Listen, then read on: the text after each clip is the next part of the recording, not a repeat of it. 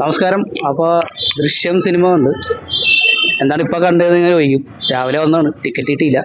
അതുകൊണ്ട് ഇപ്പോൾ ടൈം കിട്ടി, ഇപ്പോൾ ടിക്കറ്റ് കിട്ടി, പടം കണ്ട്. പടത്തെ പറ്റി പറഞ്ഞ പടം സൂപ്പർ പടം കേട്ടോ. എനിക്കിഷ്ടപ്പെട്ടു. നല്ല അടിപൊളിയായിട്ട് നല്ല സ്ക്രിപ്റ്റ് എല്ലാം പക്കയായിട്ട് ചെയ്തിട്ടുണ്ട്. ജിത്തു ജോസഫിൻ്റെ ഒരു കഴിവ് അപാരം തന്നെയാണ്. ഇങ്ങനെയുള്ള സിനിമകൾ ചെയ്യാൻ ജിത്തുവിനൊരു പ്രത്യേക കഴിവ് തന്നെ.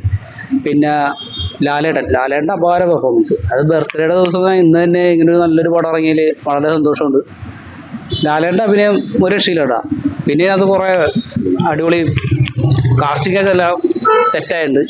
പിന്നെ ദിനേശ്, സിദ്ദിഖ്, അങ്ങനെ കുറച്ച് പേര് നല്ല അഭിനയമുണ്ട്. പിന്നെ കുറച്ച് നമുക്ക് സസ്പെൻസ് എലമെൻസ് ഒക്കെ ഉണ്ട്. സസ്പെൻസാണ് ശരിക്കും പടം എന്ന് എല്ലാവർക്കും അറിയാവുന്ന പോലെ.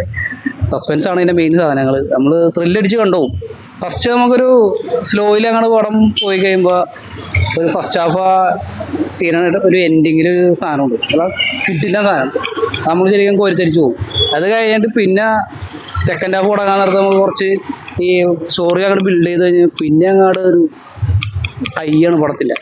പക്ഷേ നമ്മൾ എന്താണ് ഇനി നടക്കാൻ പോണെന്നുള്ള രീതിയിൽ ശരിക്കും ജോർജ് കുട്ടി ഇതിനകത്ത് പെട്ടു പോകുമോ എന്നുള്ള രീതിയിൽ നമ്മൾ ചിന്തിക്കും. പല സീൻസ് ഇങ്ങനെ നമ്മൾ ശരിക്കും എന്താണ് നമ്മളാകെ കൊണ്ടടിച്ചു കിളി പറഞ്ഞു അമ്മാതിരി സീൻസൊക്കെയാണ് ഇതിനകത്തുള്ളത്. പക്ഷേ എല്ലാം ശുഭകരമായിട്ട് നീങ്ങി. പിന്നെ പറയാനുള്ളതിൻ്റെ മ്യൂസിക്കും കാര്യങ്ങളും നല്ല അടിപൊളി മ്യൂസിക്കാണ്. കറക്റ്റ് ആ പടത്തിനോട് ചേർന്ന് തന്നെ ആ മ്യൂസിക്കും കാര്യങ്ങളൊക്കെ പോയിട്ടുണ്ട്. എല്ലാവരും നല്ല പെർഫോമൻസ് ചെയ്തിട്ടുണ്ട്. സിദ്ദിഖാണെങ്കിലും പിന്നെ മുരളി ഗോപി ആണെങ്കിലും നല്ല അടിപൊളിയായിട്ട് ചെയ്തിട്ടുണ്ട്.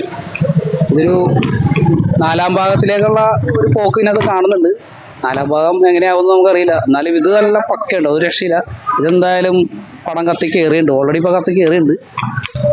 ഇതൊരു അങ്ങോട്ട് കയറും. ഇനിയുള്ള ലാലേട്ടൻ്റെ ദിവസങ്ങളാണ്. ഇനിയുള്ള വരുന്ന സിനിമകളായാലും ഇതെന്തായാലും അടിച്ച് മറ്റുള്ള പടങ്ങൾ വന്നാലും നല്ല പക്കയായിട്ട് അടിച്ച് കയറിക്കോളും.